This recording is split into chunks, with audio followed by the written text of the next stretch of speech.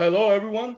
Hello, What's people. Hey, how going you guys on? doing? Welcome What's to up? a new show of Cavernícola Network. Tiso.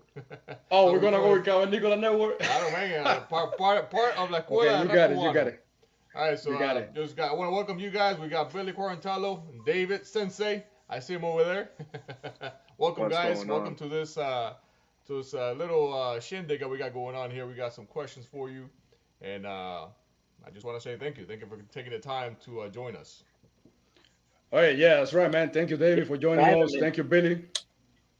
And Billy, just like Bola was saying, we do have most of the people that really follow us is mainly rap listeners, Cuban rap listeners. Imagine. I Yeah. wanted to ask you, hey, can you say what's up, but the Cuban way? So now, the way you now, say is now the that he's way in you say it. Tampa. Yeah, Yeah, now that yeah, he's in no, no. Tampa. The way you say is que vola a city. All right, let me hear you again. Let me hear that All right, again. so let's go slow. Que Gotta hear this one. vola a city.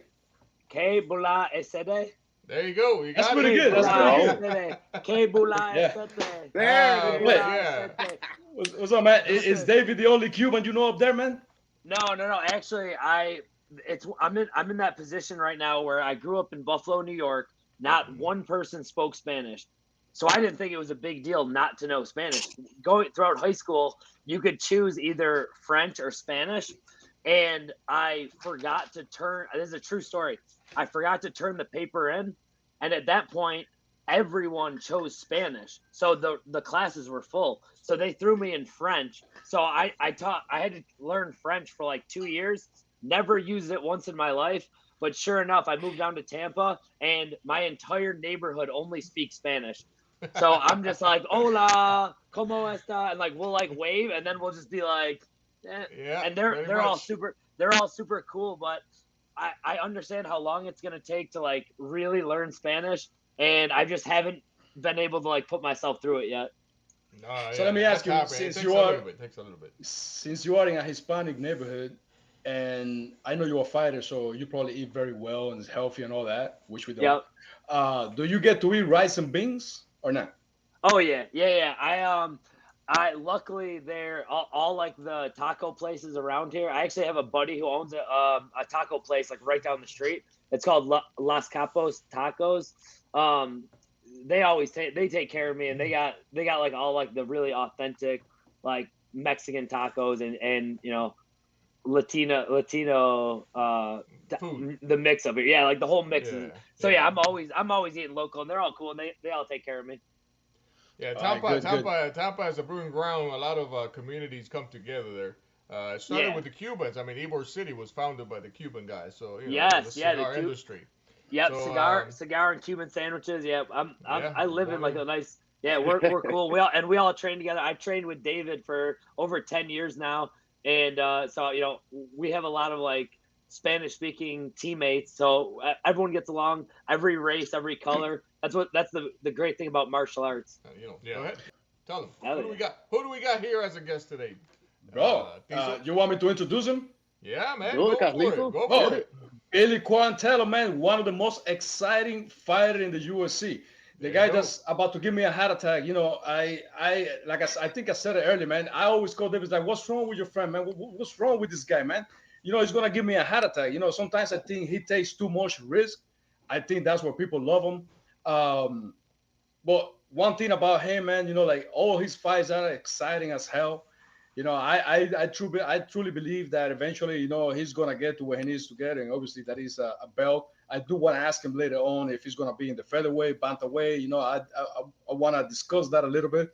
When it comes to my brother, well, he's been doing this since my brother was a little kid, man. He's been doing MMA for a while. I thought we lost him. He went to do Hmm. some judo, which is pretty good at. He was well with these Japanese Olympic guys, even with Nakamura, who messed up his elbow, I think, at one point and everything. Nakamura from Pride. But Yep. eventually he came back, and then he found himself with a Mata Royal. I thought it was great. I used to follow this guy when Mata Royal was in the Tufa house in the reality show. Always like him. Great attitude, very nice guy, and very skilled. Um, And then they both train in this gym in Tampa. It's Gracie. I think it's Gracie Tampa South, right? Am I correct? It's South, right? Yeah, he's got the So shirt on right there. it is, Oh, but Billy Q David. is a new gym owner. I was going to ask Yeah. about that as well. How does that work? So So South, obviously Matt Arroyo's gym. That's where Billy and I, linked up. And but yeah, that's where the big fight team comes out of. Like you guys know Matt Frivola. He's trained there too. Whenever he was down here in Tampa, he still visits every so often, trains. But yeah, big amateur fight team. We got a lot of pros on the coming up now too. But headed by Billy Q. He's their head coach, at least for the majority of them. And yeah, so the big fight team came out of Gracie Tampa South, not only jiu-jitsu guys, grapplers, but fighters as well. And Billy being the top dog out of there. But now he's on getting into a new chapter in his life too, where he's actually building up his fight team and at his own spot now, Gracie Pack Nice. MMA. Congratulations, man. Yeah, thank you so Gracie much. Pack MMA. That's kind of how my journey was when I first came to Tampa. I started with Matt Arroyo, and I think David was either at headquarters or at Pack originally, like when you were even younger. And then when he started coming to South, he was super young. I remember him being like, fresh out, and now he's a grown man, black belt in both judo and jiu-jitsu. And over the last 10 plus years, Gracie Tampa South has really turned into like this this huge thing with just so many really good grapplers, so many good fighters, all headed by Matt Arroyo, who in the last few years has really focused a lot more on jiu-jitsu, like being like our head jiu-jitsu guy. He always loved jiu-jitsu more than MMA, but he was always very good at coaching fighters. And in these last few years, he's been so busy with his family and he's focusing more on jiu-jitsu. I kind of took over the amateur fight team, and now that amateur fight team has turned into like this massive fight team that cross trains at Gracie Tampa South and the gym that I took over, Gracie Pack, which of course I'm wearing the shirt right now. There you go. This is like Gracie Pack. half of my laundry now is Gracie Pack t-shirts. I love it. Nice. Okay, awesome. And I was going to ask you, in your team, who else fights in your team, man? You got Marfabola. Who else? And how do you think your team, Gracie Tampa, fares against all the teams in terms of talents, in competition? Yeah, I could definitely answer this. So Matt Arroyo was one of the first people in Tampa to get to the UFC. The UFC obviously being the big leagues of MMA. Like if you're an MMA fighter, you want to get to the UFC, or if you're going to sign with another promotion, you want to get like one of their big deals, because the UFC will consistently give you money if you're there, because it makes so much money. So Matt Arroyo was the first one. He got in the UFC. He had a couple fights, but he got cut after a few fights and decided, instead of trying to get back into the UFC, to start his own gym. So he started Gracie Tampa South. He brought up as a head coach. Me, Matt Frivola, and Alan Cruz all started training under him. All three of us eventually got to the UFC. Since then, Matt Frivola went to New York to train. Alan trains in Tampa at a different gym, and he's not in the UFC anymore either. I'm still fighting in the UFC, and now we have like the next generation of fighters that we got, like guys like Will Rentz, who just won a huge fight for the CFFC, which is like a regional promotion. We got Blake Smith, who was a regional champion, who's like right outside of the UFC. We have like a bunch of other fighters that are like right on the edge of getting to those big leagues. And then recently we've had Jalen Turner. It just moved down here to Florida, so he's been training with us. He's been top 15 in the lightweight division forever. And then we also have Shane Burgos just moved down here as well. We actually had a crazy fight at Madison Square Garden in 2021, and eventually he ended up moving down here as well. So I think he's going to be doing his training camp with us as well. So we're becoming this gym now where not only are we building guys up, which is my favorite thing to do, but have these other really big names when they come to town and they decide to move here. We're the gym they go to, because it's the highest level. It's the highest level of grappling, and it's the highest level MMA as well. Good. Man, those names you Perfect throw at the stuff. end, they're big, man. Big names Jalen going Turner around. Yeah. and Yeah. Burgos. Did you get the bonus that fight? No, right? Bonus of the fight of the night, or you did? You did? We fought right after Justin Gagey and Michael Chandler, and that was that fight that like it was like the fight of the year. It ended up getting all these awards for fight of the year, but it was me and Shane fought on the main card of a pay-per-view at Madison Square Garden. Super close fight. And then Dana White did send me a few racks after. So I was There you go. There you go. it was I always pretty make good. something for you. Hello. Yeah. That's You get always good, man. Yeah, you get, Hey. you get those emails from it's from their bank, HSBC, and it's There you like go. all encrypted, and then the next day it goes through. So like every fight, you're like waiting for that after, and then when it comes, you're Oh. like, hell yeah. So it comes as a surprise, right? You get everything is covered. You can't see anything. You're just waiting for it to hit Yep. it. Once it hits, Yep. you're like, whoa, here it Yeah. is. Uncle So- Dana. Exactly. That's So good. yeah, I like how that. it I like works is that. it's usually like 5 or 6 weeks after the fight, and if you look at your email every day, it'll pop up in your email, so you'll see like HSBC, but it could be sometimes they'll send you like $100 for like your medicals or like whatever, but then sometimes it's like 10,000, 20,000, even Yeah. more, 50,000 if you get the performance bonus. Nice. So sometimes you're like, oh my god, this is amazing. It's always good. Good. It's always good. It's funny you said that because I have a friend that's always arguing with me, right? And she tells me that MMA, like the UFC should pay more and whatever and this and that, and I don't want to get into that that theme right now. But I say a lot of times people don't know what they really get paid. Like I remember Chuck Liddell made $1 million back then, and it wasn't even disclosed. People didn't know that. So I'm guessing that gets to happen. But anyways, like I say, I don't want to go that round. You did mention Mata Arroyo and all that, and I know is your black belt from Mata Arroyo, Billy? Yeah. Matt has been ever since I moved to Tampa. I literally went from Buffalo to Tampa, and I went by a few different gyms, but I already knew who Matt Arroyo was because of the Ultimate Fighter. And when I met him, we like right away he told me like I'm like, hey, I want to get into the UFC, and he's like, all right, well, and David can attest to this that he's like very like goal oriented and he'll shoot straight with you, which I loved that because I didn't need any more like MMA friends. I needed like a guy like that, like a head coach who was like, listen, this is what I had to do to get to the UFC. You got to work your ass off every day. You got to do all the right stuff. You got to eat clean. You got to be healthy. You got to live this lifestyle. You got to be obsessed with it because at the time I was already 21 years old. So like I didn't know what I was doing at 21. He's like, you got to give this thing everything you got. And then I'm like, all right, well, if I train with you, you're going to help me. He's like, I'll help you every step of the way. And he's like, and I just did this. So I know how to do it. You know what I mean? Like he knows exactly what it takes. And sure enough, I followed the playbook, and I'm still in the UFC now. Awesome. So David, I know your black belt in jiu-jitsu comes from Rob Khan, right? Which comes from Dan Right. Hoist Gracie. Those Matt Arroyos and Billy come from the same lineage? Yep, same lineage. Rob Kahn, Matt Arroyo, Billy Quarantillo. Yep. And actually, what's funny, Matt was also there with Rob when I got my black belt. So technically, I would say, yeah, Matt definitely helped get that black belt. So partially under him too. Definitely, he gets his credit. Nice. Okay, so I think listen, that's, Billy. Very important, though, real quick. Very important that, like you said, Billy and David, you gotta have that support. That support and somebody that's got experience and they can guide you the right way. That's always very important. And then people go far. I mean, prime example yourself. You can see Absolutely.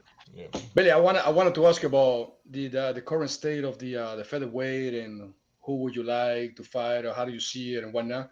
Well, first I would like to ask you if you will get the chance to fight one of these two people, right? One of these two persons I'm gonna say right now. This is good. Who will you choose and why? And that is of course this is an easy one, Conor McGregor. And the other one is Colby Covington. Who would you rather fight? Oh, this is the easiest decision ever. It's Conor McGregor. It's a no-brainer. He always made those jokes about like red panty night, and that is that is the realest thing. Like guys who got the chance to fight Conor McGregor and they had the right management team that got like, for example, I remember when I was on the Ultimate Fighter with Chad Mendez, he just got done fighting McGregor. and I was talking to like all of his teammates, and they told me obviously like it wasn't. I'm it might be non-disclosed now, but they said he made more in that fight than all of his fights combined. He made like Wow. $700,000 or $800,000, which isn't like you know multi-millionaire, but still at the time, this was almost 10 years ago. So Right. at the time, that was a big deal. And all those other fights he had up until that point, like, and of course, after that, he still had some big fights after that, but still, like, the McGregor fight, you're getting a ton of money. And even if it was for free, you're going to get so much attention, at least for 2 or 3 months. And if you could do something in that fight, you can make it like, yeah, McGregor. I think any fighter in the world, I think Conor McGregor is probably the biggest fight, and then pretty soon, if not now, Sugar Sean O'Malley is going to be that guy. I think where like if you fight him, it's gonna be a huge payday. Do you think O'Malley beat Peter Yan in the last fight? Do you agree with that result or not? No, when I watched it live, I was surprised when he won it. When he won it, when I watched it live on TV, I would have to go back and watch it. I just remember thinking that when the second the fight ended, I was like, oh shit, O'Malley put up a good fight, but he still lost that fight. But then after, like, he's the winner. I thought about it more, and they do judge fights a lot of times on damage, and he did hit him with some huge shots, but Jan was able to pretty much take him down and ragdoll him a little bit. But at the same time, certain judges, you never know. Let me ask you: is that a name that you would like to pursue eventually one day, Sean O'Malley, if you could? Yeah. Oh yeah, of course, man. Like I said, I'm 35 years old. I got a few big fights left, and I'm hoping to have the biggest fights. So I'm not interested in fighting random no-name people at the Apex. My goal now is to just get the biggest and best opportunities. O'Malley fights at a weight class under me. He fights at 35. But if he came up to 45, absolutely. I would love to put myself in a position for like a big fight like that. I know what it takes. I need to go out there and just murk the next person, which I've been back in the lab really working and honing my skill set. So I'm taking it one fight at a time, but definitely the biggest and best opportunities is what I'm looking for with these last couple of years in my career. So this featherweight class right now, I was looking at it this morning, and the people that caught my eye out of the top 15 were Diego Lopez, Jair, and Max Holloway. And thinking in terms of fighting you, how do you Yeah, think you fare with those three guys? And if you yeah. were to choose one, who would it be? All right. So first, if I could choose any of those, it would be just almost like out of respect would be Max Holloway, just because he's such a legend. He's one of those guys that like I think I might even be older than him, but he's been in the UFC the last like 10 plus years. So he's one of those guys that I've followed and I've studied and I've broken him down. And I've even fought like him. So he's definitely someone that would be like a bucket list OG fight. He also fought. I was the co-main event to his main event fight before. So like I got to like meet him and talk to him and like see him, working out and all that. So it was really cool. Those three guys, yeah, they're all studs, man. They all have different ways where they could beat you. Where Max Holloway is super tough and he could box your ears off, and it's almost like you can't hurt him. Against Justin Gagey, how Justin Gagey kept chopping his legs, and he didn't even start limping, or even you didn't even notice it. And if you've seen Justin Gagey fight, when he leg kicks people, they start limping like right away. Right So away. like, yeah, like you almost can't hurt Max Holloway. Diego Lopez is just on like a crazy run right now, where it's interesting because he had some fights where like he didn't look very good, and then recently in the last like 2 years he's just been smoking everyone. So it's impressive to what he's been doing the last couple of years. And then Yair Rodriguez just super. I think he would stylistically, I think that'd be the best matchup for me right now. He's getting a little bit older, and not even older, but he's been in a million wars, and he's also had some injuries. So he's getting like to, basically where I'm at, where I'm 35. I've had 30 training camps and all kinds of wars. But I know I still got at least a good handful of fights left in me too. Have they ever flown that name by you, like Jair? Not Yair. Diego Lopez, when he was on his way up, he was someone that I thought we could have got matched up together, but not. Basically, the closest I've gotten to, like, I've had 2 fights that I've lost for the top 15, Shane Burgos and Edson Barbosa. So, I fought like Damon Jackson was ranked like 20th when, according to Tapology, when I fought him. So I'm fighting guys in the top 20, but I gotta get past that, that top 20 fight. This guy that you just mentioned, he just fought Mariscal the other day, and I thought it was a very impressive fight. How do you think you will fare against that guy Mariscal? Who is something that? that could Mariscal, the guy that just beat what's his name? Man, the last guy that you beat, what's his name? Damien? Damon Jackson. Yeah. His Yeah, opponent. that one. Oh yeah, Yeah. sorry, yeah. I actually didn't get a chance to watch that fight. My kids are terrorists, so I was out doing stuff with them. So I didn't even get a chance to watch that fight. All I know is I heard Damon Jackson like took him down, and then he was getting beat up on top. And then I guess the guy took over and beat him up pretty good. I did notice. I heard he missed weight, which if you notice in the UFC, man, when these guys miss weight, it's because they cut a ton of weight, and they usually win. So it's a tough situation because no fighter wants to say no to a fight, but at the same time, I'm sure Damon Jackson was much smaller than that guy. It felt so right away. Let me ask you. I know you always come out like the nicest guy ever, man. And I never see you. I never heard you call out anybody or say anything about anybody. So, is there anybody? Is there anybody that you would like to put your hands on in the UFC that to make an example of and say, man, if I were, to choose based on somebody that I dislike, it will be this person. Is there somebody like that or not? So it's an interesting thing, man, because I grew up watching like WWF wrestling, like fake wrestling, where like they get after it, and I used to love that kind of stuff, and I love the drama of it.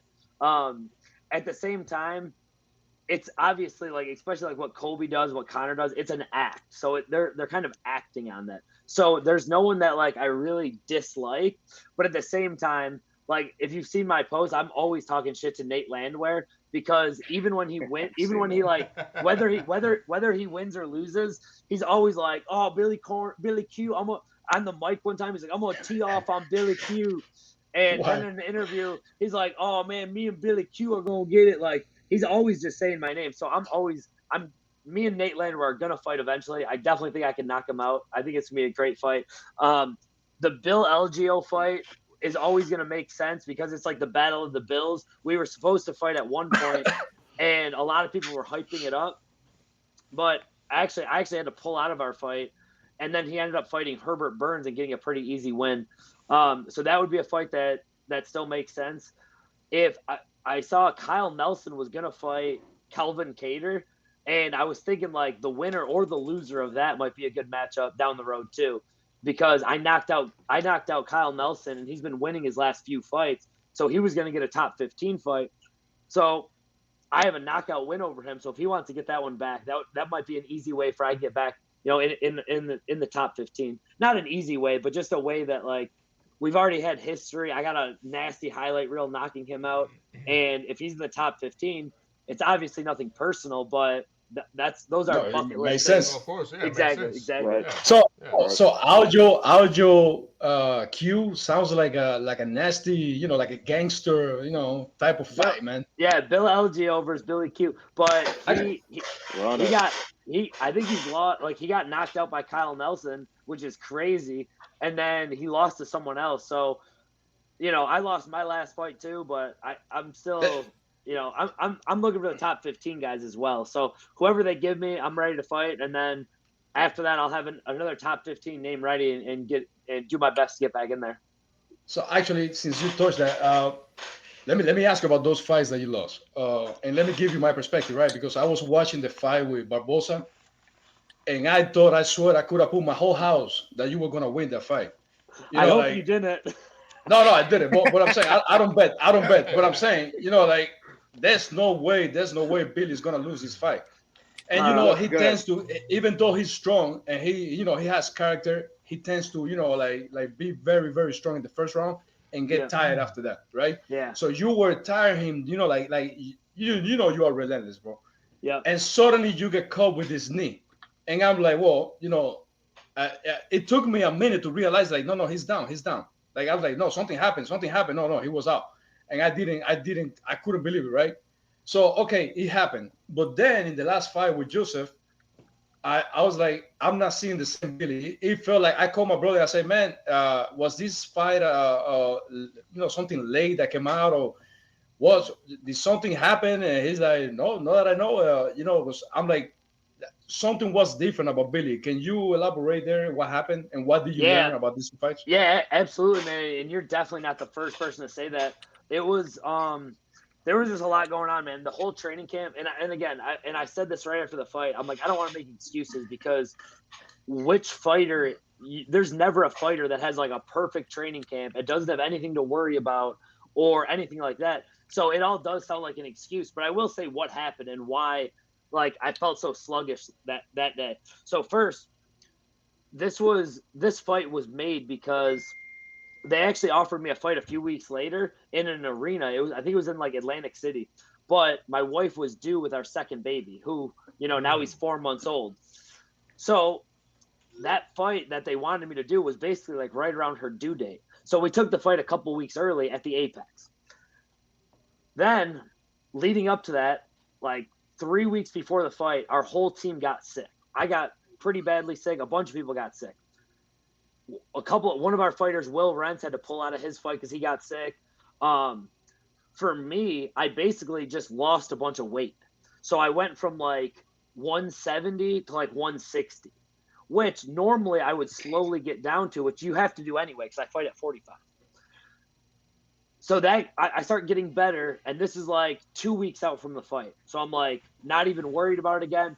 In my head, I'm like, I got sick, but I lost some weight. So really, it just helped me get closer to my weight cut anyway, right? I'm trying to look at like the positives of it.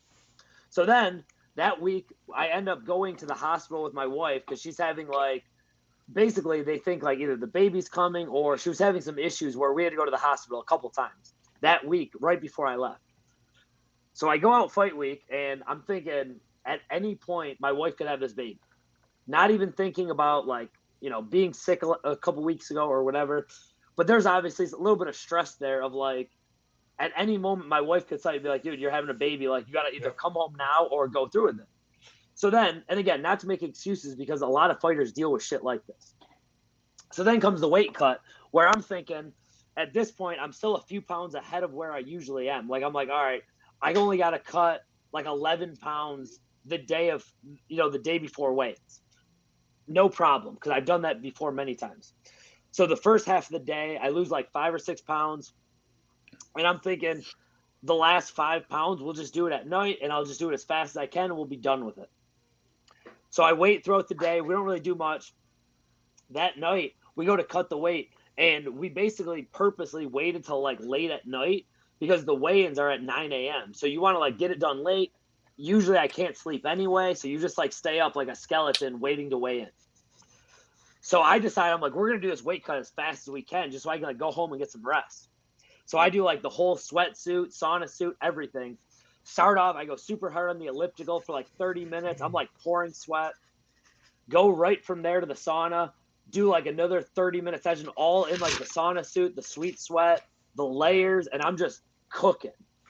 It was hot as shit. So I do that for like 30 minutes. I'm like pouring sweat, dying out, which again, every fighter does. I just try to do it a lot faster. So I get out of there, keep everything on. I get in the sauna blanket. Now I'm just like laying like a vegetable and I'm losing the weight. They basically take that off. I'm pouring out all this sweat. And in that like hour and a half, I lost the 5 pounds.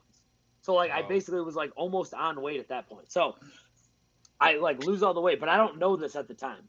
So I sweat everything out and I'm feeling like I'm like dead, but I'm like, I know in my mind, I'm like, I know I lost a lot of weight. I know I'm close. So then I get cleaned up and I go and check my weight. The scale is on like this like goofy tile at the gym.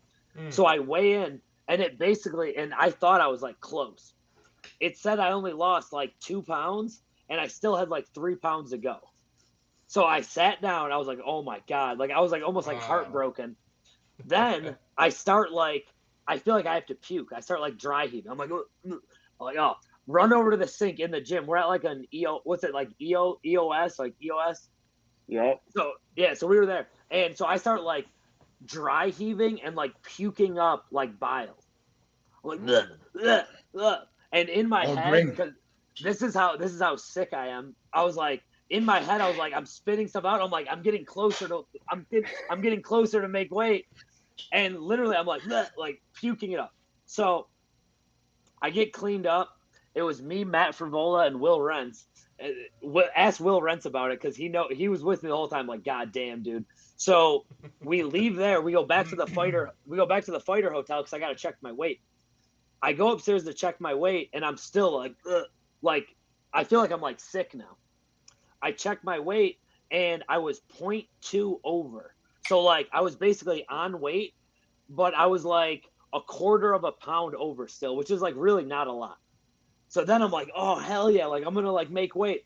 Sure enough, right after I get off the scale, I start dry heaving again, and I'm like, bleh, and this time I actually like puke up like bile because there's no food in my body. There's nothing there. Yeah. And again, I was like, I'm definitely on weight now. I go and check again, and I'm right on weight. I puked up like that 0.2. So then, you know, all I'm thinking of it this time is, dude, you made weight. Who gives a shit, right? So I go back up to my bed, and I feel like I'm like pretty like I feel obviously completely dead and drained, but I'm like, all right, you made weight. It was a tough day, but whatever, we're gonna be fine. A few times that night, I'm like, ugh, ugh, like doing like this like weird dry heaving thing. So like I was a little worried about it, but at the same time, I knew I was on weight. So sure enough, I make weight. I'm still like feel like I'm like sick. I start being able to hydrate, eat food, whatever, get some rest, do whatever, eat all my food, do whatever. I get back up, and then in my head, I just completely, you know, you have nothing. Who cares what happened before? You made weight, you're hydrated, you're ready to fight, whatever. Have a good dinner, do all like my usual stuff, do the shakeout in the morning, and dude, I walked out to that Apex fight like I just couldn't get up for it. Like I just didn't like I just couldn't like I just it was like the weirdest thing because you're fighting at the Apex, which feels like you're like in a gym anyway, and they're like ding ding ding. I touch gloves, and it just feels like I'm like lethargic. I couldn't move. Like I'm in like Feel kind of sluggish. Yeah. Exactly, completely sluggish, and almost like I wouldn't even say like I didn't want to be there, but I didn't care that like it didn't feel like a UFC fight. It felt like I was just like going through the motions, and then sure enough, like he takes me out. I'm like, oh, and even when he was on top of me, I was like, oh, like I'm fine here. Like, you know, like you've been here before. You're a black belt in jiu-jitsu. And then he gets to my back, and I'm like, oh shit. And then I'm defending, and next thing you know, it's in, and like I tapped, and I'm like, dude, I just felt like it was like a jiu-jitsu class. I was like, I can't believe that I let that happen to me, and there's nothing I can do about it now. If I could go back, I probably wouldn't have taken the fight because he did. Also, Zalal came into the fight like 2 weeks before the fight. I was supposed to fight someone else, and I found out he's getting ready. He was basically going to be an alternate on the Ultimate Fighter, so he's already done his whole training camp anyway. So it wasn't like a replacement fight where the guy's coming off the couch. He was getting ready for like the biggest fight of his career because he was already in the UFC. So he was looking to get re-signed. So he was fighting like it was the biggest fight of his life, Yeah. which it was. And I was fighting. I'm like, fuck it, just get it over with. And you're about to have a baby next week. Like, who cares that you were sick? Who cares that you have all this stuff going on? So that's my perspective of it. And part of me wants to go back to the Apex just to redeem myself, and the other part of me never wants to go to the Apex again because it's there's to explain to you guys the difference, and I'm sure David knows because you fought in front of crowds before, or you know, done jiu-jitsu in front of crowds. When there's 100, even 100, 200, 300, 5,000, 10,000 people watching you, it gives like this like weird energy where it's like you don't want to like I don't know what it is. Like you're just kinda, like I mean, you feel like you feed from it. I mean, that's yeah, what I'm absolutely, getting. absolutely. You feel there's like that energy there. the people paying attention to you and watching you, it gives you some kind of like weird energy that it's hard to explain. But the Apex fight feels like it's like practice sometimes. And I fought there a bunch of times. So that's all I could say. Like I said, Hey, so every fighter goes through something, but that's why I feel like it just wasn't my night. You got both side of the spectrum. You got one guy fighting for to get re-signed, and he's thinking that this is my fight, this is the highlight. I gotta get this. Bro. And then you got on the other side, you got Billy. He's thinking about his wife, his family, his mentally, maybe physically. It's kind of a combination of both. And this is what happened. But it's well. The reason I ask is because I truly believe, and not because Bill is here.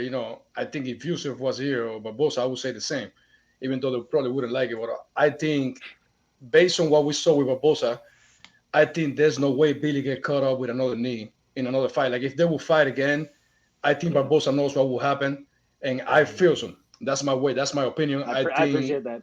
I think Billy takes Barbosa. There's no question. I was surprised. I was really, really surprised. And then the other guy, Joseph, very good fighter. But again, I don't see, like, if they go at it again, I don't see Billy losing. But that day, it's like he wasn't there. It's like, he wasn't concentrating on the target. It's like, to me, my opinion is like, that's why I asked David, it's like his mind was somewhere else, man. And of course, I understand Billy's not going to come out and say, I had this issue, the bile, that, because people don't want to hear that. Exactly. People don't want to hear that. Exactly. So that's why I asked, because this is my time to ask him. And, it makes sense, man. It makes sense. But I just want you to know, man, I think if you take those two fights, at least those, I don't know about the rest of the, the top guys, but those two guys, I think Billy takes them. But anyways, I want to say too. Yeah, go ahead. Man, I haven't seen anybody with the extensive record that Billy has after each loss always comes back better. So if you check his fights, man, he absolutely learns from each loss. So yeah, Billy, I think you kind of answer one of my questions. One of my questions was that, once after you lose a fight, a lot of people, they come down, but a lot of people don't learn from it. I mean, you're an example of that. You come back better, learning from it, picking things that you maybe think, oh, maybe I should have done this, should have done that. I got to improve my technique here or there. That's great. I mean, that's the heart of a champion, man. In my opinion, that's something that you take with you, and I congratulate you for it. Congratulate you for sure. Thank you, man. I appreciate that. Yeah. All right, Billy. Let me ask you, how do you deal with partners being on the same, let's say, training partners? It's my understanding that in the past you have trained with Algiman, right? Sterling. Yeah. So you both are on the featherweight. How do you manage something like that so it doesn't come to, like, if you're both being successful, you end up with a situation like Tito and Chuck? How does that work? Yeah. Good question, man. For me, it's like I like to think of it like the odds of me fighting one of these guys are pretty low. With Aljamain, he's just one of those guys that he's just always down to train with whoever, really. And he's at the point, like, I would love to be where he's at, where he's fighting for belts and stuff. With Matt Fervola, we used to joke around all the time that, like, and it was funny to think about now. We would joke. We used to, like, be roommates together in, like, 2011. And we would joke, I'm like, dude, I would definitely fight you to get on the Ultimate Fighter. Like, that was, like, the biggest goal for us was just to get on TV, like, once. And little did we know, like, we would both end up in the UFC for 10+ fights each. So it's funny how, like, when you don't have anything, you're like, bro, I'd fight you for, like, our rent check this month, which is like $300.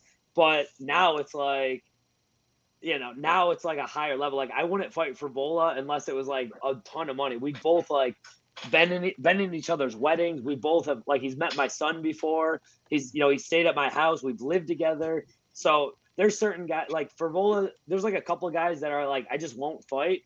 And then there's like 98% of everyone else I definitely would fight. And I'm in a position where I'm trying to climb the rankings anyway. So there's really no, it's just a fight at the end of the day. So it's safe to say that for Bola and Algiman, they're your boys, right? Yeah. So you, to those people that thought that Algiman kind of like those fights with Peter Jan were kind of like, haha, you will never go against Algiman on that, right? No, so you know what the crazy thing about that is? I was actually in Vegas at Aljamain's house for the first Peter Yan fight when he kneed him in the face. I was with his whole whole family and all of his friends. And like if you know martial arts and if you're like that decision Aljamain made was probably one of the best decisions he's ever made because say what you want about him. It got him another title fight. He took advantage of that and won that fight. He defends it again, and he ends up being one of the best bantamweights of all time. And that fight obviously wasn't going his way. It's not his job to not do something illegal. Oh, got you. The frustrating part of that was when he came back, he was obviously like, not like super happy because how the fight was going. And like one of his brothers made a speech. They're like, Eljo, you've been working your whole life for this. It's not how you wanted to win the belt, but it's your belt now, and you're gonna fight him again. Mm-hmm. So it's like be positive about it. And like he had like the glass of champagne, and it ended up being like this like huge meme of like him like he was like taunting, and that was not the case at all. So I'll always like he's one of the guys that they all look up to at Long Island, and he's one of the guys for me. He has like what I would want. I would want the a world championship, defending the belt, huge sponsors. He lives has several houses. Like so, I'm trying to get on that. He's a nice guy. Super nice guy. Yeah, he's always been great to me, and he's I've gone to Law MMA where he teaches classes. Dude, he understands the game. He studies the game. He watches every fight. Like he watches Contender Series. He watches UFC. He watched like the CJI yesterday. He does grappling tournaments. He's the real deal, man. Does he get that belt again? Maybe he's fighting for he might get it. He's got a killer in front of him with Maslov, Ivalov. If he gets through him, man, I don't know who could stop his wrestling in the 145-pound division, but we'll see. Him and Ilya Topuria could be a huge fight because he's a former champion. So he's a big name. So as long as he gets by this next guy, I think he could be fighting for the belt. Gotcha. All right. So listen, let me ask you a series of questions. Just like quick questions, right? Okay. So you can answer out of your So the first one, I don't know if I asked you, man. You mentioned that you saw me in Burns. That I saw you. Yeah. I approached. Remember, we were there. Did you like that food in there? Would you say was it worth it? Because you have to have like 6 months reservation and whatnot. Was it worth it? Yeah. Like listen. So I'm a Tampa guy, and Burns is just like the class, the spot. It's the spot you got to go to. And actually, I was actually my parents live in Buffalo still, and they were visiting me, so I brought them there because we always talked about it. I used to go to Burns. When I first moved here, that was like the cool spot. So for me, it's worth it. I love steak, so I'm just like a big steak guy. And I like how they give you like the soup, the salad, the side, like it just all comes out. So for me, it's worth it.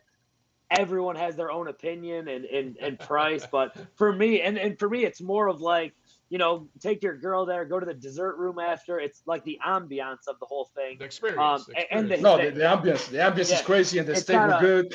Yeah, it's got a crazy history too.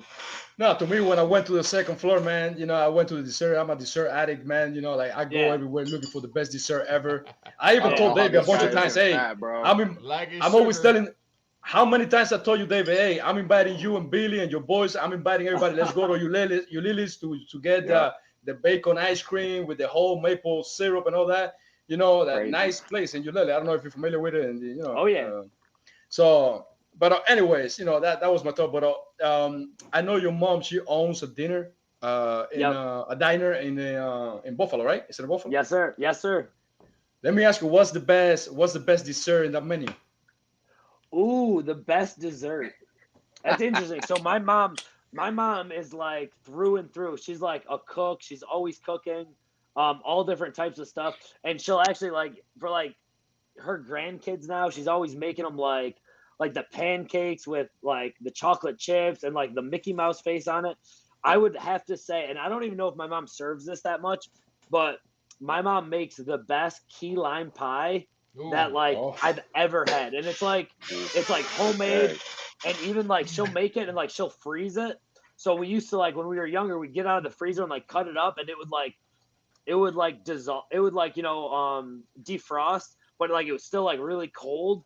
And oh my god, I've never had one like it, and I don't know if it's like your mom and your family have like Yeah. certain recipes, or like some people are like, oh, it's good. That for me, it was like it wouldn't be something that I normally would like, but my mom makes the best key lime pie. So if you're in Western New York, it's actually a little town called Lewiston, New York. It is the cutest like little town. What's the name of the?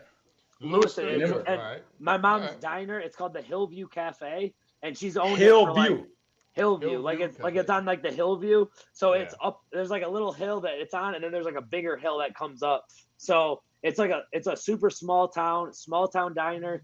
They have a whole Billy Q wall because a bunch of my dad's friends were like, "Why don't you have any pictures of Billy and like his fights and stuff like that?" So my dad just went like all in on it, and he has like all my posters of all my fights, and he has like a cage over it. It's the most ridiculous thing. That's good. But I was like, That's awesome. and I always joke with I have three brothers and one sister, and I always joke that I'm the favorite because I got my own wall.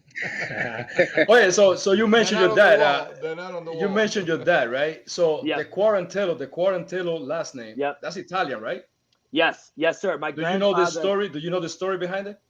My family, yeah, Yeah. vaguely. So my grandfather's family, they were from Naples, Italy, and they came over. I believe they came through Ellis Island. They came through New York, and then I don't know how they ended up. I don't know how they ended up in Buffalo. He did a bunch of different jobs growing up, but I know my grandparents. I know they're from Naples. Everyone in my family goes to Italy like every other year. A big group of them go, and the only time I would have been able to go was like 2 years ago, or like 2 years ago I had my kid. 4 years ago was like the middle of the pandemic, and like I just always like I'm doing something, like I'm fighting or training. So I've actually never been, but it's definitely like on my places that I need to go back to the motherland, and they always like travel all over. So they'll probably show me where my family's actually from. All right, so you're a Buffalo guy, right? So I said I was gonna go quick with these questions, but I Yes, know I'm sir. taking my time. I'm sorry about that. So now that you're in South Florida, if you have to choose a jersey between Thurman Thomas and let's say Mike Allstott, what Yeah. jersey you wear? Man, that's a great question. I have to, and this is something that I've been so torn on the last few years because I grew up in Buffalo. I'm a hardcore Bills fan, but recently the Tampa Bay Buccaneers have been like, they've reached out to me. They're like their PR people. They actually brought me to a game and gave me a Quarantillo jersey with number 23 for like 20 like mint jersey. It looks dope as shit. It was like they got all the bells and whistles. But I even told the guy, I'm like, listen, it's in my blood. I grew up like my dad was a diehard Bills fan. All of his friends are diehard Bills fans. The first, like when I was like, I think I was like 2, 3, 4, and 5, or like maybe like 3, 4, 5, and 6 were the 4 years the Bills went to the Super Bowl. So like things are just crazy around there because it's like the only thing they have is like we love our sport, like our local sports team, and like they're actually good now. So I grew up with like hardcore Bills fans. I went through years of them being terrible. So it would have to be a Thurman Thomas jersey. I respect both guys, but if and when the Bills win a Super Bowl, I will definitely get like a Buffalo tattoo, and I'll probably go home for like a month and just party and drink with everyone because that's just like it's just been so long for them. But remember, whatever you do, don't show up at the diner with that jersey, man. That wall is gonna come down quick. So, I only wore I can only wear that jersey in Tampa at the Bucks game, and they can't be playing the Bills or else I can't. So if you were to start, what's that? If you take pictures with it, I did. There are some pictures up there, but I have like the jersey and it's in front of the stadium, so like people know it was like And you know what? The Bills PR people haven't reached out to me, so it's like kind of it hurts me a little bit, but I'm still like they're it's just who I grew up with. until they come along. Okay, so wait a minute. Eventually If you will. were to start your own team, right? Your team, Yep. and you have to choose between Jim Kelly and Dan Marino. Jim Kelly by a million.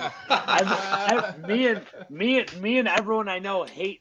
Me and everyone I grew up with hate Dan Marino. Oh, really? He was like, and Rivals. my brother Oh, actually but used to they're have a boys. sign. They're boys. My brother used to have, I think he still has the sign. It says "I hate Dan Marino." It's a huge sign that says that. My brother, like that's just how Hey, it is. Billy, are you a complete athlete, or like me, for example? I did MMA for a little bit back in the days, like 20 years ago, and I was good at it, but I sucked at basketball. Are you one of these people like me, or you good at everything? Like you play No. ball? So I didn't. At first when you asked me that question, I thought you meant like, am I like an athlete? Like all I do is eat, sleep, train, and that's kind of how I am now because I always trained hard, but I like when I was younger in like my 20s, we would have a fight and then we can go have some drinks after and like slack off for a week and then get right back to work. And now for me, especially coming off a loss, I'm just obsessed with MMA, martial arts, helping my gym grow, learning and teaching and that. But to answer your question, no, I'm a terrible basketball player. Any sport, like I was a good hockey player. I could play hockey. I could still Play still get hockey? out there. Yeah, I could still get out there and put up some numbers against other 35-year-old men. Any sport that's like kind of physical, like football, I was decent at. Like I could hit pretty hard, but I wasn't like ever really fast. So like that's what I like about MMA because like you can't really run from me, but I can get like I'm gonna put these paws on you, which I liked. I always like getting physical, getting aggressive. Those kind of sports I like. All right, so let me get you on basketball real quick. If you were to start, bench, and fire, and we have Dwayne Wade, we have Kobe, and we have LeBron. How does it go? Okay, wait, what are the three? You have to start one of them. The other one goes to the Okay, bench, and the other one you just fire. One the one of fire, them. one plays, one bench. Okay, I fire one of them, Yeah. or like I thought you said I fight one of them. I'm like, No, no, damn. no, no, no. Oh, that's a good one. That's a good There'll one. be no competition there. We know that. Yeah. Can we All right, change wait. it? So You eat him up alive. it's LeBron, Kobe, and who? Dwayne Wade.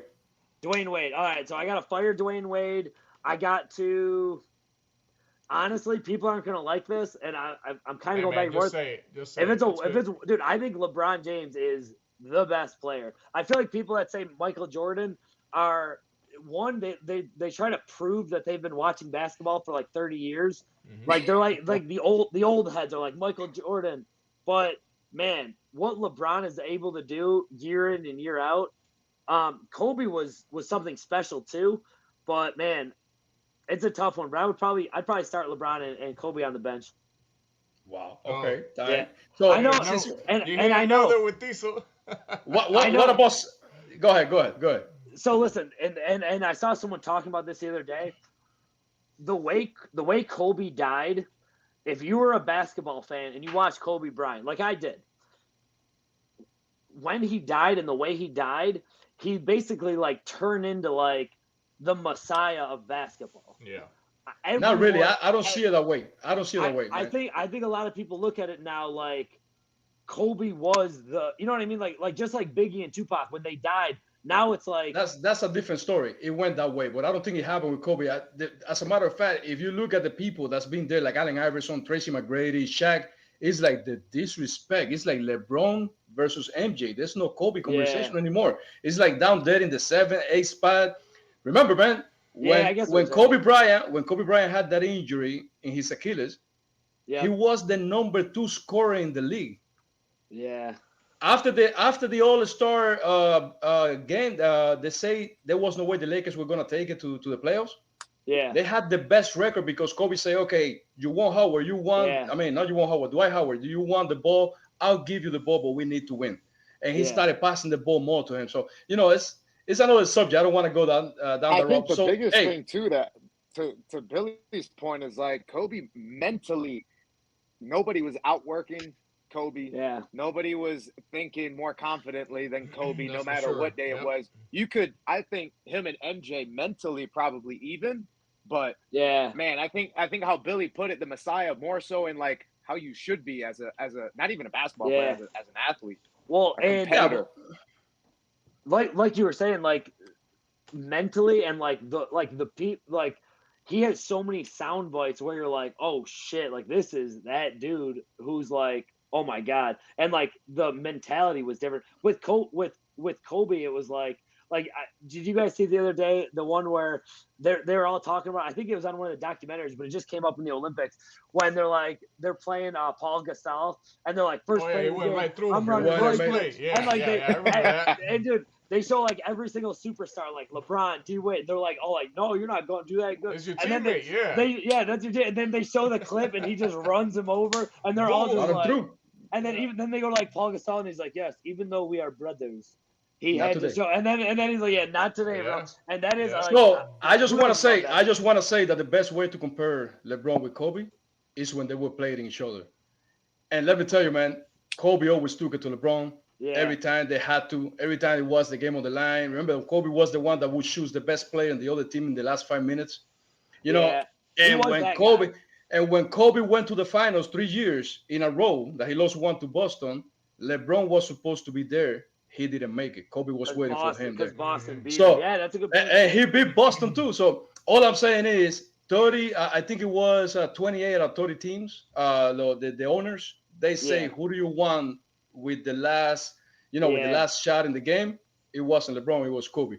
So it's Yeah. easy to bypass Kobe, but and again they're both great. So um, one question for you: old school MMA. Who do you got? Who do you think wins? GSP or Frank Shamrock? Ooh, man, in there. That's a good one. Yeah, Yeah. even so, I'm gonna be biased on this, and let me go back real quick to the basketball conversation. I have no business arguing who the greatest basketball player is. It's I'm opinion. just- It's opinion. It's opinion. Yeah. Very Yeah. opinionated. But anyway, MMA, I got a little bit more. I will say though, I am more biased because I kind of miss Frank Shamrock's best years because he was a little bit before my time. But GSP was my guy. Like the other day we did like a Q&A at my gym. We were asking who like the best fighter was, and I think overall George St. Pierre, he was like the first fighter when I started watching. He was already like about to be champion. I watched him become champion. I watched him lose. No, I watched him lose to Matt Hughes. Then come back and beat Matt Hughes. Then do the same thing with Matt Serra, and then dominate. For a while. But they were always doing like the prime times, or they called it like 24/7 or prime time. You guys know what I'm talking about? With like they would do like the lead up to the fight, and it would be like an hour of like what he was doing. Like, oh, I'm going to my training. Okay. This is what I do. So he was like one of the first guys where I watched him, and I'm like, oh shit, like he does that. That's amazing, and like I want to be like that. Like I want to train every day. I want to learn every aspect of martial arts. I want to dedicate my life to this. So GSP for me was like the complete martial artist. So for me, especially if you give him a full training camp, I think GSP would beat anyone around that weight class. Okay. I agree. Okay. That's good. Let me ask you, do you own your own trading card? Like Yes, I do. sports? Yeah. They make a bunch. They make a bunch of different ones. With I got like what's the company called? It's not Tops. Is it Tops? I don't know, but yeah, they actually have. I know. So the biggest, they make a bunch of different Billy Q cards, and the biggest customer of those is my brother Austin, who's a year older than me. He like, I guess like if you go on like eBay and stuff, there's people are always selling them, and he's always like finagling people, like getting good deals on them, and he's got like stacks of them. So Oh, really? my brother's probably has like probably a couple hundred of them, and I probably have like 20 of them, and like I got like a few like autograph ones, which is like pretty funny. Hold on, time out, man. Now, was Wait it a you? minute. Was You it you that autograph autographed your own card? Yeah, so this is how it works. They For send me a bunch of like these like little stickers, and I sign all of them. So like I think I signed like 5,000 of them, where I'm like Ooh, boom, man. boom, So- and then then I send them back. They put them on the cards, and then they like distribute them. And then usually my brother buys them, and then he sends them to me. So it goes full circle. So, do you own any of those that has like a piece of a short or like a piece of something, any special, Yep. insert or whatever? Yeah, they made those too. So what they did with that was they sent me a box of like UFC clothes, and they're basically like just wear these clothes like a few times and send them back. So like Wow. I like trained in them, I like wear them, like, There you go. and then I sent them back, and now the same thing. They sent me the Wait, so clothes, I wore them, they sent them back, they cut them up, they put them in the cards, they sent them out. Usually my brother scooped And them your up, brother buys them. and then he sends them back to me. So it's like, wait, I think I'm gonna buy a couple of them so I can send it your way so you can sign for me. Is that okay? yeah. So people do them all the time. Awesome. They either send it to my gym, Gracie Pack, or Gracie Tampa South, and people actually send me like really nice letters, which is like really cool. And then they're like, "Here's my card. Can you send it back for me?" And they usually send their mailing address. I just send them right back. Awesome. Wait, so let me ask you. I know we about time already. Yes, So sir. uh, listen, I keep going with questions, man. But Bola, do you have any questions before I finish? Yeah. Before we're finishing up, we can see the trajectory of all the fighters. How people take different routes. People happens differently for all of them. But in your case, or personally, what do you suggest for the new guys coming up? The new guys that want to get into this, the younger guys that want to get into this. Yeah, man. What's the best? That's What's the best steps to start? Yeah, I actually, it's funny you mentioned that. I actually just did like a kids seminar at my gym, and I'm like talking to the kids about, like what I went through. And I think the biggest thing is first, and this is with anything, because I didn't really know what I wanted to do after high school. I knew I didn't want like a boring job. I knew I didn't want to like sit in an office all day. Yeah, nine So to five. Yeah. a lot of people probably stress to their kids like do what makes the most money, but really it's like try to figure out what you want to do every single day. Like, how do you want to live your life every single day? And then get really good at that. Like, let's say you have to do something. What do you want to do? And think to yourself, what can I do like, what do you think I could do for years and years and years and get really good at? And it's not going to like make me depressed and make me upset and make me want to hate my life. So that's the biggest thing. And then if you know that's what you want to do, you got to find a good gym. I suggest finding a gym of people who are doing what you want to do. So I knew Matt Arroyo was in the UFC. He said, "Hey, I can get you in the UFC." All right, that's what I want. I'm going to work with you until he shows me that he can't help me get there. Then I'm going to believe that. So get with people who are doing what you want to do, and figure out, study go to as many places or study as much as you can, so you figure out how to be the best in the world at what you do. And then the last part is you just got to work your ass off. You got to make it your goal to be the hardest worker in the room, doing all the stuff like showing up on time, listening, paying attention, studying when you're not at the academy, doing all that extra stuff to get to the point where you put yourself in a position, to fight for 6 figures, 7 figures one day, because that should be your ultimate goal, to get in the fight game, make as much money as you can, and then get out without getting too banged up. Yeah, that's always a danger that people got to run through. I mean, that's normal. Yeah, Billy, It's part of the game. Who are your sponsors, man? oh man, I got a few really good ones. My biggest ones are Once Upon a Coconut. I'm actually sipping on. Oh no, it's like blurry. There you go. Sipping on Once the upon good a stuff right coconut. now. Once Upon a Coconut. They're my guys. I've known them forever. They are the owner, John Chiarando, gives back more money than I've ever seen someone do. And it motivates me to not only get to the point where I could do that, to give back that much, but they say like, why do you want to be rich? Some people are like, oh, because I want fast cars and like Yeah. big houses. But man, why do you want to make a ton of money? So you can give it back to people that either helped you out or who need it or that you want to help. And that's the biggest thing that I would like to get to in my life, where I could just give back as much as I can. I try to do that every day where I'm giving back. And that company, like when I started working with them and I saw what they were doing, I was like, oh, okay, like this is different. This is not just like a company that says they do all these good things. They really do. And I watched it firsthand. So they're a huge one. No judges needed. I know they helped David out too. Our guy, Troy Regano, is just the man. There it is right there. There it is. That's a two for one sponsor. As David knows, the owner of that, Troy Regano, he started sponsoring me once I moved to Tampa. He's like, I think you have a lot of potential. I want to work with you. I want to help you out. And again, just helping and giving back. And we also get to train with him. He's like 115 years old and he's still training every day and beating people up, and he looks great. So he's like my brother. So he's like my brother / older, stepdad or something.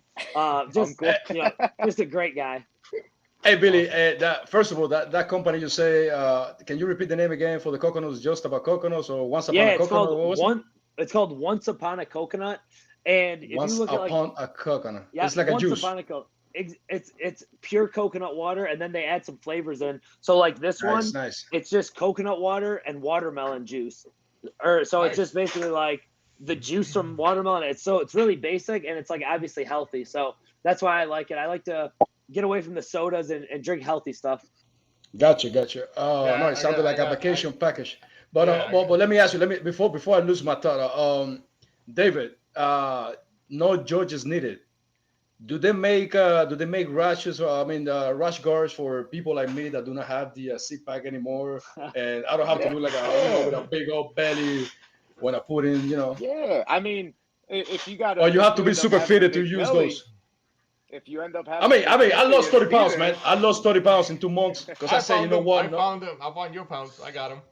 But not everybody's lucky like me that can drop 30 pounds like that in 2 months, so. I mean, hey, we got t-shirts and what else? We got hoodies too, so, Hoodies. Cover it up. Did they make the hoodie with the zipper or just the hoodie that you have? Oh, with the zipper as well? Nice. Yeah, they got multiple. Awesome. Okay. All right. So man, listen. Yeah, go ahead. Oh, you have a cat too? Everybody has cats around there, man. Yeah, I got one going around my back too. It's black like that. It's just. We all have cats like that. Bad luck.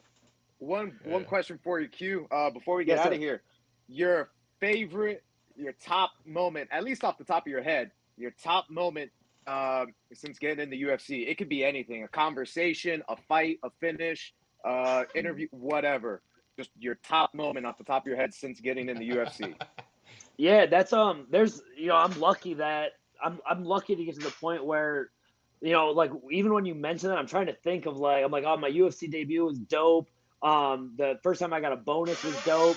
The first time fighting at MSG was dope. There's a lot of, but the biggest one for me, it was the Alex Hernandez fight where we come out, we're getting crazy. We're whipping shots at each other. He ends up cutting my face open right here. Mm-hmm. Nasty elbow. In between rounds, I'm bleeding everywhere. Like it's just there's like a good sized crowd, T-Mobile Arena. And then I'm able to come back. He's still busting me up. He's still, looking for the kills. And I was able to turn it around on. I landed some big shots. I ended up getting the finish. Ended up getting a performance bonus from that as well. But that was just what I love about that is I can show my kids, like, listen, this is an 8-minute video, and this is what life is, because it's not always going to be like, sunshine and rainbow. Sometimes life's going to, beat the shit out of you. And it's how you react from that. It would have been easy for me to been like, oh, freaking out because I'm bleeding everywhere. But I remember thinking of my son and being like, all right, like the fight's still going on. And sure enough, in his head, he was probably like, damn, this dude, I just hit this guy with like the biggest elbow. He's bleeding everywhere, and he's still marching me down, hitting me with punches. So it's just something that I could, show my kids when I'm older, and a moment where I can look at them like, dude, this is why you train so hard. It's because moments like this where you could have easily lost, and coming back and winning, made you maybe $100,000 more money. But more importantly, like, what you're really about. Like when shit doesn't go your way, you can still come back and get after it.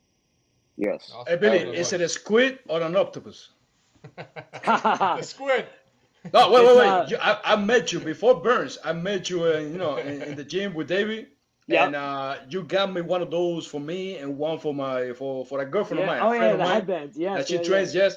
And it's like an octopus or a squid. So I'm like, wait a minute. I heard they call them that before. Something. What is that about? Yeah. So this is what that's about. So it's Billy the Squid. It's a nickname that I don't use it officially in the UFC because Billy the Squid, it's more of like my jiu-jitsu name. And we would always joke, like me and Matt Frivola and all these guys, he would be like, yo, squid him up, because I'd be like, I would joke that I'm like an octopus that, like, if I get a hold of you, I just wrap you up and like put you in a body lock and, basically like they would ask what your style is. I'm like, oh, I'm like a squid out there. But the octopus, there's also a really good story. It was from I think like the Washington Zoo or one of these aquariums like years ago. And Coach Shane actually put me onto this video, and they had this huge like aquarium with all these different animals. They had like they had an octopus, they had all these fish, whatever, sharks, dolphins, and so they added these 2 new sharks that were like mid-sized sharks. So the sharks are swimming around, and again, this aquarium is enormous. And those sharks don't have any like predators, so like they weren't worried about anything. And sure enough, one of the sharks goes missing. So they're like, the hell happened to the shark? Like there's nothing in there that will like attack it or eat it. And sure enough, they play back the video, and sure enough, it was swimming around too low, and this octopus came out of nowhere and grabbed it and pulled him back under and killed him. So like what I love about that is they always joke like, oh, Billy, takes him to deep waters. And if you've ever heard the jiu-jitsu expression, like, the old Gracie expression where it's, like the ground is my ocean and I'm a shark and most people can't even swim. And I kind of joke that like my style is more like that giant octopus than like a shark. Like I'm not like the most technical jiu-jitsu guy, but like, man, if I wrap you up and get a hold of you, yeah, I'm gonna get your ass. I don't care. And that's the thing. I don't care if you're a shark. I'm coming at you, and I'm gonna do what I can do. So that's where great Billy the Squid, but also we have like the Gracie octopus now because it is more of like an octopus style than because you don't really see too many squids doing that. But you also, and there's another thing, you can't be called Billy the Octopus because you can't ever have a name with puss in your name if you're a fighter. They just can't you can't be Billy the Puss. So Billy the Squid sounds better. Definitely that. All right, yo, Billy, listen, I'm gonna ask you the last question because I can keep going on and on and on and on. You probably noticed already. So the last question is, I heard you have an OnlyFans, right? So, which to us is kind of weird. It's like, is that like XXX or whatever? So, my question is, your next fight for people to find out, it's gotta be through your OnlyFans or what's going on? No, thanks for mentioning that. I had a 1-year contract with OnlyFans, which I enjoyed doing.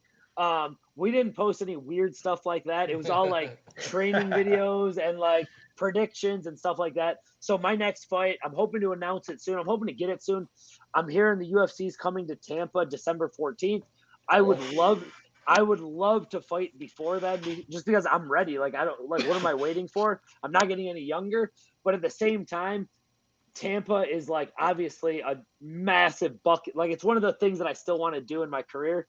So this might be the only opportunity I would be able to sleep in my bed the night before a UFC fight.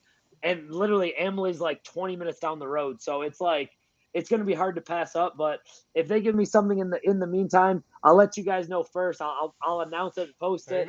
And you guys don't even have to go on. You don't have to go on OnlyFans. It'll be out to everyone to see. Good. I want to get out. All right, buddy. All right, man. Thank you for being here with us. If anybody has a question, go ahead. But I know it's time. We went over. Sorry about that, Billy. Who wins tonight? Dracus or Adesanya? I got Izzy. So real quick, thank you guys for having me. David, you're the man. I'll see you on the mat soon. I appreciate you coming to Gracie Pack. A lot of guys don't come to Pack. Everyone's so used to coming to the one gym. I'm like, bro, everyone there, we can coexist for sure. But yeah, I'm gonna go with Izzy. He's one of my favorite fighters ever. I watched him live a few times. The craziest one was MSG when he knocked out Derek Brunson. I was like, holy shit, like who's this dude? So Izzy's been my favorite. He's kind of a weird dude. He was like crying the other day at the press conference. But I don't get that. But at the same time, you ask certain questions, you can get, start talking about your family and kids. I get that. So I'm rocking with Izzy. Who do you guys got? I can decide, man. It's crazy because I think the way the last couple fights have played out, smart money might be on DDP. Yeah. And I'll say, like, I was actually at that fight live when he beat up Whitaker, and I was like, me and everyone else in the crowd's like what? No one was expecting that. Like, Robert Whitaker, ooh. So, it's going to be a great fight. And the thing is that Dracus, he lose, like, he's getting tired, and suddenly he comes on the next round, like, he's not tired at all. which is Yeah. weird to me because he's very muscular. But I don't know, man. I think I don't want to put easy out, but I think I might have to go with Dricus, man. I don't know. I got a Dricus feeling, as man. well. I think so, man. We'll I let the think so. best man win. All right, Bola. All right, oye, Billy. Thank you. Peace. Thank you for being here with us, My man. pleasure, man. Thanks for having me. Hopefully we got Thank you you, again thank you. one